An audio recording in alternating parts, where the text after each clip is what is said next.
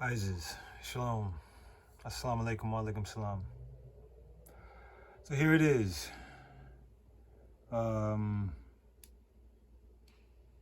Your president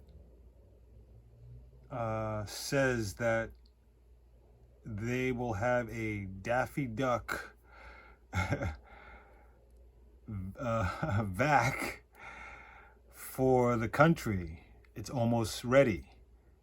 And what's funny is that he calmly says, and even quickly says, the army will be distributing it. The army. You know what that means, right? Yeah. Hope I'm wrong, but you know what that means. I'm gonna play it for you. I'm gonna let you hear it for yourself. I'm gonna keep saying it to the day I die. The Daffy Duck syndrome does not stay in the air for 12 hours. It does not come out of you and stay in the air for 12 hours. It hangs around on this, on that. If it did, well, the MASKs wouldn't be working because your eyes are exposed. And if your eyes are exposed, well, that's another way to get germs.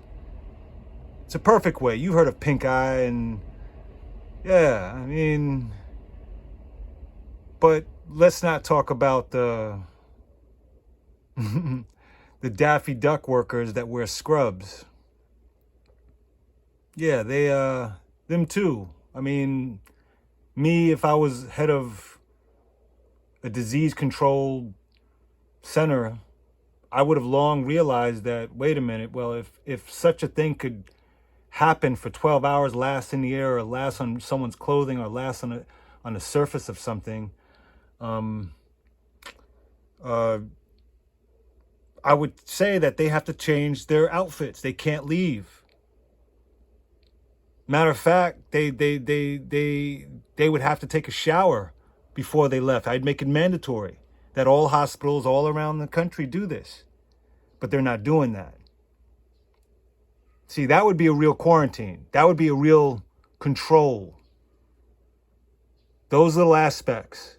Yet they tell us by the millions. Millions is a lot. That means you should have a neighbor. You should have at least 3 to 4 people on every block dead. And you should almost be seeing it. You almost will see people dying on the street. But that's not happening. It's not happening. Oh, but people keep saying there's the news says. Yeah, the news does say. The news does say. They say a lot. They say a whole lot. This is a sad day. It's a sad, I don't know. Well, you know what? I guess this, like I said, is how it's supposed to be. It's prophecy. They control it. They don't fear God. Or maybe they are gods in their own right, but they don't control it. They'd like to believe they do, but they don't. They've got control of this so far, but I don't know what would happen if God simply took away electricity. That would be funny. That would be funny. Wow, no electricity. How would they get the message across then? Things would change. See, I guess if I was God, that's the only punishment I'd give to the humankind, actually. I'd probably just take away their electricity. Yeah. See if your cell phones work. See if you could look up words on your cell phone then. See if you get a cute video of yourself or your, which, by the way, none matters. None of that matters. We lived long before there were cell phones and computers, and we did fine. What happened now? Well, we know. We all know.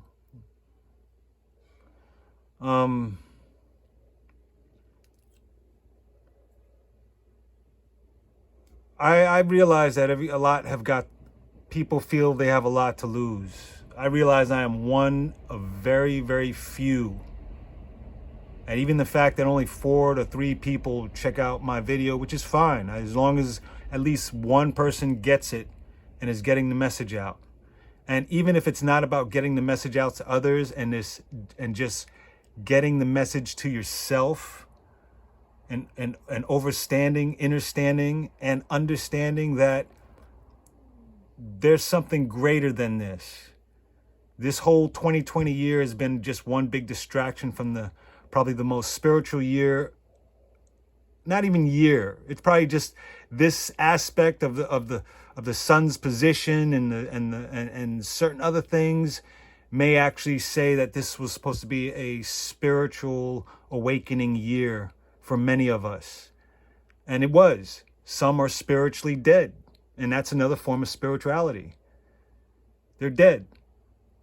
Those who believe in this, you're going to get it. See the red? See the blue? See? Divide. Conquer. They've done it. Now, when I'm on the train, I don't put on mask. I don't do that. I go in the store. I got to put on the mask because I need water. I got to get my toilet paper. I got to get these things. That's the only time I got to put on the mask. And that's cool for now. That's cool. I'll put on a mask to go in the store and buy but not to get on a train, not to walk outside. No. And luckily, for now, I don't have to put it on at work. But what's going to happen when they want me to put it on at work? What's going to happen?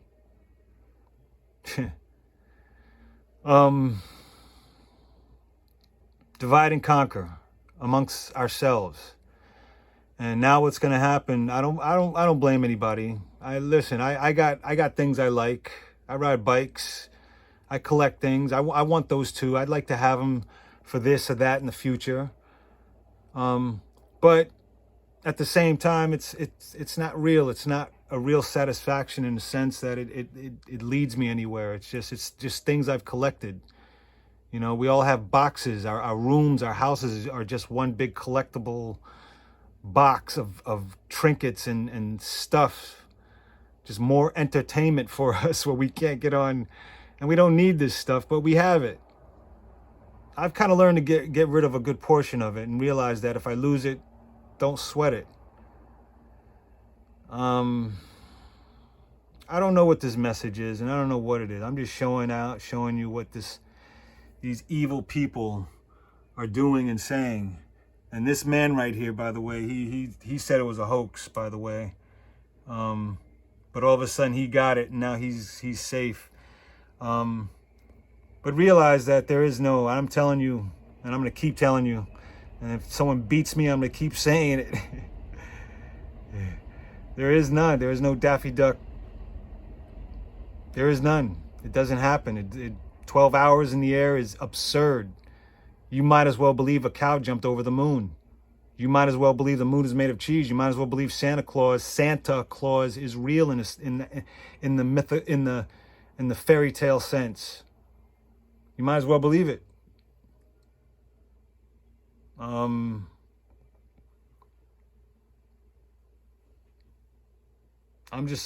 at a loss.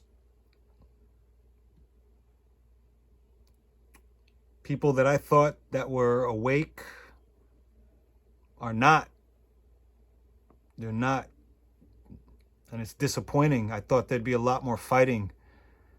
And I don't want to see fighting. When I say fighting, I mean fighting for us to stay together, for us to fight against this. Where our energies are going towards the wrong. I mean, marches, what are they doing? What are they doing? I mean, if we're going to march, then we should march down to CNN and ABC for misinformation. Stop that broadcast. Stop it. I mean, if Dr. Sebi was here, Dr. Sebi would be all over this. He'd be all over it if any of you haven't realized. And if you don't know who Dr. Sebi is, check him out. And what kind of health society, and I'm not talking about Dr. Sebi, I'm talking about I have to say it, the CDC. What kind of disease control are they when they can't even tell the people how to eat healthy?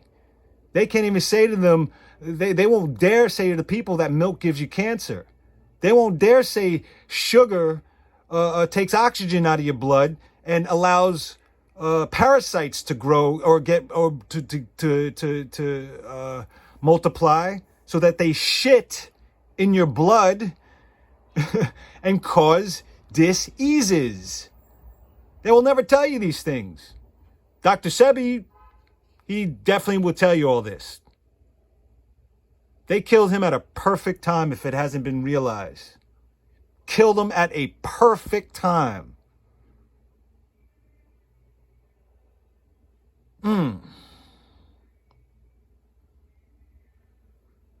So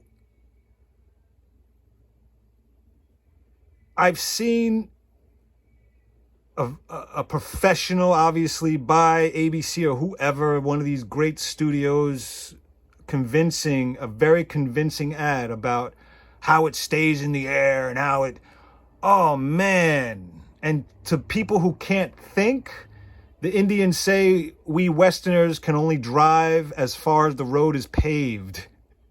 That's what they say about us in the West. All right. Now, don't get me wrong. I know they're going through their crap too, but that's what they say about us. We can't, and that means you can only think as far as they tell you. They don't want you being an independent thinker. I should be winning the Nobel Peace Prize for what I'm doing. And I know that's arrogant. That's the only arrogant thing I'm going to say. And why? Because I'm telling the truth. Because I'm telling you that as it is. Listen, when you want to give blood, donate blood, pay attention. You can give blood when you have a cold. Literally, a cold. You can give blood. I know. I was a phlebotomist. I donated tons of blood. Not from me, from people with colds. And you know why? You can donate because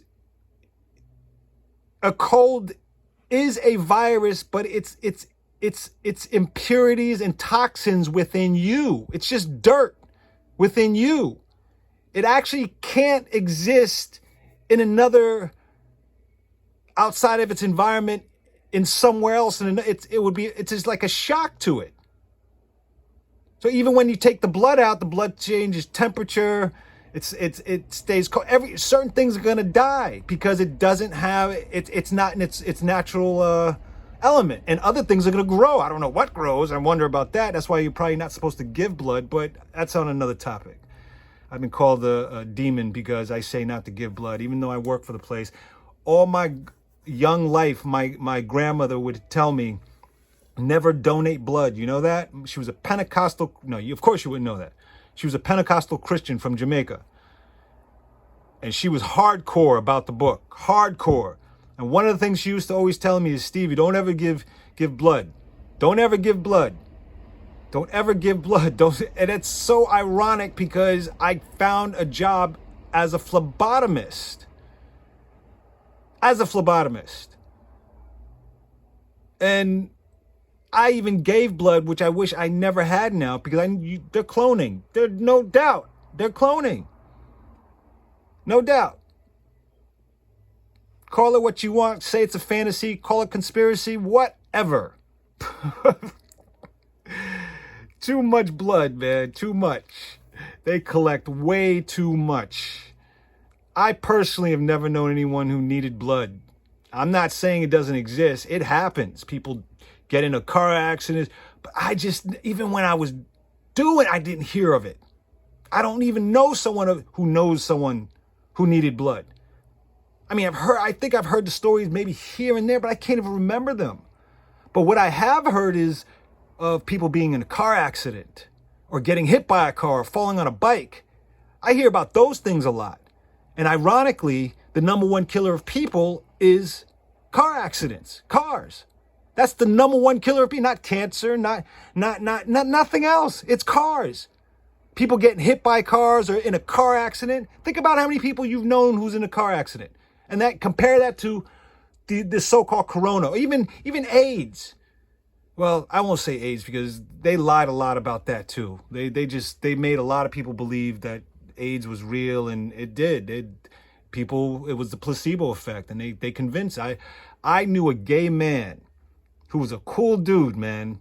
All right, cool dude. Again, I got nothing against gay people. Just don't ask me to go to bed with you. I ain't doing it. But I can be cool with you as a human. And I knew this dude. He was cool. He was healthy as anything. Cool dude, man. He was funny. He should have been a comedian. He was funny as hell. And during the AIDS, so-called AIDS epidemic, I remember I didn't see him for like 2 weeks. And all of a sudden, I remember asking my friend about him. It's like, yo, what happened? Where I haven't seen him in a while. And he told me that the guy died. This is in a 2-week period. I just saw him a week before the 2 weeks I didn't see him. A week before. The man was healthy. I'm telling you, healthy. He believed it. He died of fear. And if any of you are questioning that thoughts can't kill your body or kill you or whatever, or kill the flesh, yes, it can. How do you think people get ulcers? An ulcer is because you worry too much, or certain people are weak to it. They think so much. They worry so much about this, that, and the other. They trigger the body to create more acid in the stomach. I don't know why it's connected like that, but that's how it happens for many. And what do they get as an ulcer? So if you can make the body sick, you can make the body healthy with a thought. Just with a thought. Food doesn't really make your body healthy. All food is foreign matter. That's why you shit it out. You actually get germs and all kinds of stuff from foods. Even if you're a vegetarian. All kinds that your body has to flush out.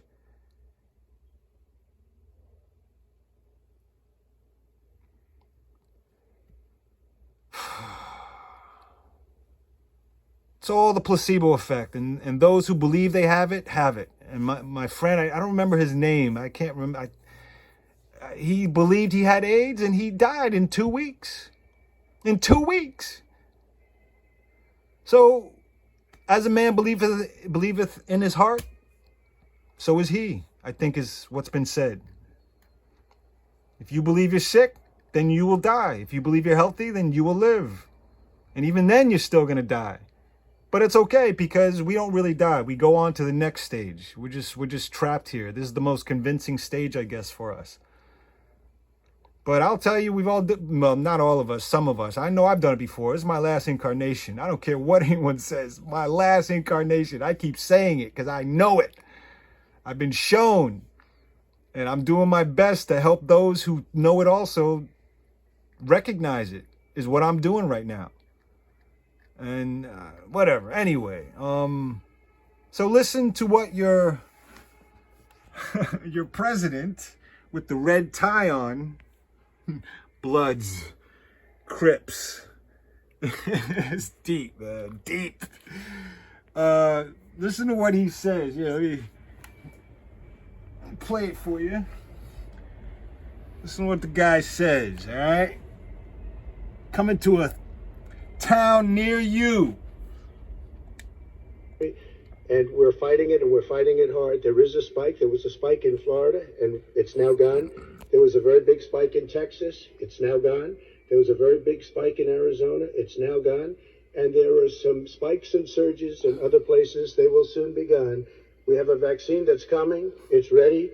It's going to be announced within weeks, and it's going to be delivered. We have Operation Warp Speed, which is the military is going to distribute the vaccine.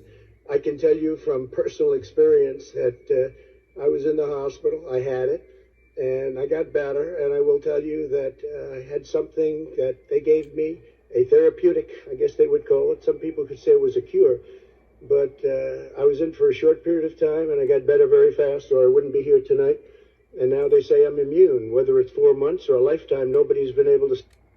Now, believe it or not, someone made the comparison in Revelations of Trump to the beast. And in Revelation, it says the beast was wounded badly, but it healed. Yeah, and hear what he's saying? Yeah, and he's cured. He's healed. Oh, man. Yeah, it's real, y'all. This is real. Here's where I got this. It's long. Check it out. It's I guess if you want a bunch of nonsense, really. I don't need to know. I caught this and I'm not surprised. But here we go. The separation between all of us now is coming. I mean, I don't know if you haven't noticed how hard it is to meet someone now. It's even worse, but that's cool. I don't have to. I guess I'm not supposed to meet anybody here. It's for next lifetime, I guess, or maybe most of that is just pure nonsense anyway. Boyfriend, girlfriend, marry. Oh man, whatever. We can't even get along. Anyway, yeah, the big separation is coming. Those who want to keep the brownstones, they're gonna keep them, and I, in a sense, I guess it's worth it. Bend over. That's fine, but I ain't bending over, and I know I'm standing alone, and I also know I'm more than likely gonna end up homeless in this whole situation. Inshallah, I'm wrong, but you know what? If that's what it's supposed to be, then that's what it's supposed to be. But I will tell you something concerning the word crucifixion. You know, I spent some time in India, in Kashmir, and I know Isa's buried up there. He's buried up there. That tomb gives off energy. And if I'll tell the story again sometime, but it's boring, but it's real. Your Lord Christ, Jesus Christ, that you call, is lived to be 120 years old and died in Kashmir with children and supposedly married. Well, obviously married if you had children in a sense up there. But anyway, and it's really in the word itself, the word crucifixion. It's a fiction. Crucifixion. Doesn't matter if there's an X there. I know they'll explain it away as it meaning something different because it has an X. But can you tell me what word, what letter I'm using when I say fiction and fiction? Can you tell me what letter I'm using? No, it's because it's not about the letter. It's about the sound, the phonic sound. And it's exactly the same. Fiction is just that. It's a fiction. If I'm upsetting some of you, I'm sorry, but that's what I was shown, and I haven't been punished for it. That's what I was shown. Matter of fact, I had dreams of that place long before I got there. Dreams. I had a dream of this giant tree, and it was there in India, in Kashmir, just down the road where Isa is buried. I can't prove it. I could be a liar, but no need to lie. I think the story's magnificent. What I found, I didn't know I was going to find it. I wasn't looking for it. I wasn't trying to prove anything. I was just trying to get away from this madhouse called New York City. But all right, I was brought back. I had to come back. I had $10,000. I was trying to get married so I could stay in India, but it didn't work out. I wasn't white. I wasn't blonde haired, and that's what they all want over there. You know, I'm an ethnic. But the cool thing about it being an ethnic is that I was let in the front door with all of them. I was treated like I was a brother to them. I knew I know all their secrets now and how they do things and all that stuff. In 2 years, you learn a lot. And but the one thing they would not let me touch is their women, which I think is funny. But whatever, I could let that go. But that's really what it is, you know. When you travel, I guess you'll figure it out. If you ever go to Africa and India, you'll see. You'll see how they get praised. But that's how it is, man. That's just how it is. I'm sorry to say. Anyway, yeah, the great separation is coming. And I don't know. I'm gonna try not to be sad anymore. There's no sense of being sad. Maybe I'm getting ready for my next life, I guess, or something, because I don't know how I'm gonna survive. Because I ain't taking no shot just so I can have money to. I'm gonna stand firm on this one. I'm sure of it. I'm gonna stand firm because this is ironically another thing my grandmother used to say. Don't accept the beast. Don't accept it. Talked a lot about 666 and wow. I remember I had a dream many years ago that I actually drew down. Maybe I'll show it. Maybe I won't. But I had a dream that I was looking down on the earth and it had a cage over it. And ironically, now that I think of it even more, the earth was a pie. It was flat. I was looking down on the earth and it had a huge cage over it. I saw all the continents. I remember seeing a flock of birds fly under the cage as I was looking down at it. It was incredible. Incredible dream. That dream, I must have had that dream in 97, the year of the Hale-Bopp comet that we could see in the sky. I think that was when I had that dream. There was another comet that you could see in the sky during 1997 called Hale-Bopp. I had a lot of dreams that I had then were dreams that came true later on in India and even now. But I was looking down on the earth and it was flat. And I remember seeing the clouds inside the cage. I remember seeing literally just a tiny row of birds just flying across the inner sky under the cage. And I remember looking at it and saying, why does it have a cage? It was literally like a cage, like you would put an animal in. Yeah. The dreams that I've had are way too vivid, way too. When I was in Ethiopia, I had a dream that came true so accurately. It was ridiculous, and I'll never share that dream. But it was so ridiculous that, I mean, it was so on point that I immediately knew that I had to get out of there. And when I tried to get out of there, I ran into trouble. I went into this one place. The most beautiful Ethiopian woman I've ever seen was sitting down behind the counter in the airline place. And I go up to the counter, and I'm sure I greeted her, whatever. And I said I needed a ticket, and she didn't say a word to me. She didn't look up at me. I was a ghost. So I said it again. Then I said it a third time. Didn't say nothing. Oh. Then I realized, oh, she ain't talking to me because I'm American. And by the way, the time that I spent in Ethiopia, let me tell you something. They don't want no pictures of Selassie. I don't know if it changed or not, but at the time that I was there in 2010, there were no pictures allowed of Selassie. They were illegal. If you got caught with them, you get arrested.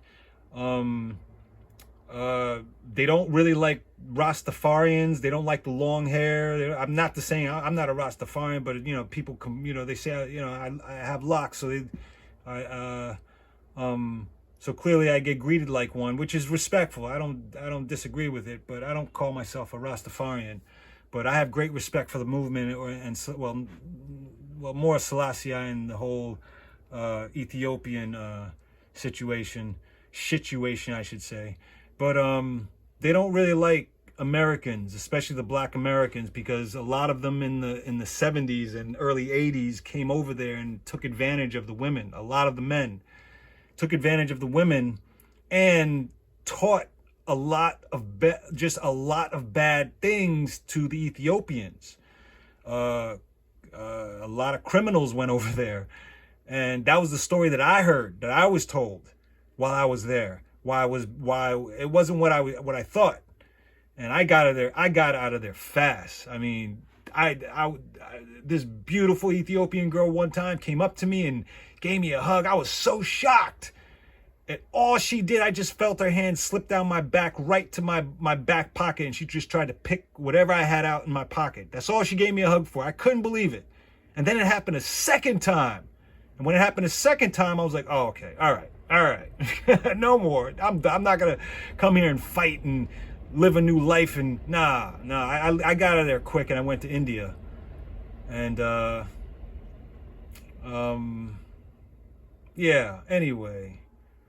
I don't know why I was telling all that, but point is that there is no point. We're in trouble. No, actually we're not, because so many, like I said, are wearing the mask. I mean, I see people wearing the mask outside. And I think that's even stupider. But they're doing it. All right, fine. You want to wear it in a train, you want to wear it in the hallway, but outside, you know what? Again, this is the healthiest I have ever been, the healthiest. And at the same time, I'm recognizing around me that everyone around me is actually very healthy. I'm not hearing coughing. I'm not hearing sniffling. I'm barely hearing anyone blow their nose. I barely hear anybody sneeze. I mean, before all this, I can remember, oh, this person over there was always sick, and but I'm noticing that no one's sick. Everyone seems to be very healthy. If you haven't noticed this, check it out. Get off your phones. Get off your your stupid ideas in your head and pay attention to your surroundings. Pay attention. You might see that something is wrong. Something is not making sense.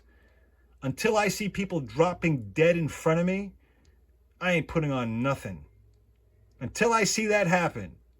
Until I see my neighbors, my other neighbor, my other, and this, everyone so far that I know is still here. Still here. I don't see no depletion of population in my neighborhood. I don't see no depletion of any neighborhood that I'm going to. But they say that by the millions, by the thousands, every day there must be some quick coroners that are just checking out how they died. Or they're just labeling every death as a you-know-what. Certificate of vaccination identification is what that means. So, I know I talk too much. Sorry, but I got stuff on my mind. I got to let it go. And this is part of it. And I'm just saying, get ready. The vax are coming. And that's what they want. They want us all. And by the way, last night, one of Trump's doctors also said by spring, they should have it all dispersed. And by summertime of next year, we will all be immunized. We'll all have the thing within us, is what they are predicting. That's what his advisor said. Anyway, good luck, y'all. Really.